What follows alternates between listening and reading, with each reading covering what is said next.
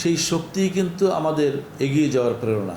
মানুষের প্রতি আস্থা, মানুষের প্রতি ভালোবাসা, এটাই হলো আওয়ামী লীগের প্রেরণা। এবং সেই জায়গায় সেই শক্তির জোরেই আওয়ামী লীগ টিকে আছে, আওয়ামী লীগ টিকে থাকবে। বঙ্গবন্ধু সবসময় বলতেন যে আমি মানুষকে ভালোবাসি। মানুষের ভালোবাসা থেকেই যে অমৃত শক্তিটা আসে, সেই শক্তিই কিন্তু আমাদের এগিয়ে যাওয়ার প্রেরণা। বঙ্গবন্ধু কন্যা জননেত্রী শেখ হাসিনা তিনিও কিন্তু মানুষের উপর আস্থা বিশ্বাস নিয়েই কিন্তু এগিয়ে যাচ্ছেন। এবং সম্প্রতি তিনি একটি কথা বলেছেন যে তাকে যারা সবসময় নিরাপত্তা দেওয়ার জন্য সরকারিভাবে প্রস্তুত থাকে, তাদের একটা অনুষ্ঠানে যে বলেছেন যে মানুষের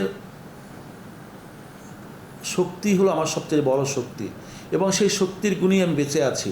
এবং মানুষের যদি ভালোবাসা না থাকে আমি বেঁচে থাকতে পারবো না, এবং তখন কিন্তু গুলি লাগবে না তাকে মেরে ফেলার জন্য। মানুষ যদি তার সাথে না থাকে তখন তিনি এমনি এমনি মরে যাবেন। এই যে মানুষের প্রতি আস্থা, মানুষের প্রতি ভালোবাসা, এটাই হলো আওয়ামী লীগের প্রেরণা। এবং সেই জায়গায় সেই শক্তির জোরেই আওয়ামী লীগ টিকে আছে, আওয়ামী লীগ টিকে থাকবে। এবং আমি মনে করি যে আগামী দিনে এই যে বঙ্গবন্ধুর কন্যা জননেত্রী শেখ হাসিনা দেশমাতৃকার ভালোবাসার টানে আওয়ামী লীগের নেতৃত্ব দিয়ে আসছেন, 7 দশকের বেশি সময় ধরে কাজ করে যাচ্ছেন। আমি মনে করি যে সারা বাংলাদেশে আওয়ামী লীগ আজকে আমাদের নেত্রীর নেতৃত্বে শক্তিশালী সাংগঠনিক ভিত্তির উপর দাঁড়িয়ে আছে। এবং তৃণমূল পর্যায়ে লক্ষ লক্ষ নেতাকর্মী তারা তাদের অভিভাবক হিসেবে মনে করেন আওয়ামী লীগের বঙ্গবন্ধু কন্যা জননেত্রী শেখ হাসিনাকে।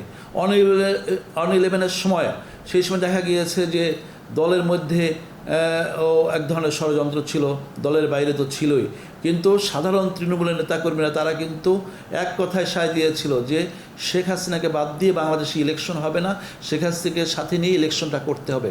এই যে শক্তি, এই যে প্রেরণা, এই যে সাহস, এটাই হলো আওয়ামী লীগের শক্তি। এবং সেটা অন্যান্য রাজনৈতিক দলের নাই, কারণ অন্যান্য রাজনৈতিক দলের জন্ম হয়েছে উপর থেকে। সেনা শাসনের গর্ভে জন্ম নেওয়া যে রাজনৈতিক দল, তারা যখন ক্ষমতায় আসছে তারা কিন্তু উচ্ছিষ্ট বিলিয়ে বিভিন্ন দলের নেতাকর্মীদের টাকা দিয়ে কিনে একটা দল গঠন করা হয়েছে ক্ষমতার উপর থেকে। কিন্তু আওয়ামী লীগের জন্ম হয়েছে মাটি মানুষের ভিতর থেকে। একেবারে আওয়ামী লীগের শরীরটা থেকে মাটি মানুষের সোদা গন্ধ পাওয়া যায়। সুতরাং এই দলকে নিশ্চিহ্ন করার কোনো শক্তি কারো নাই।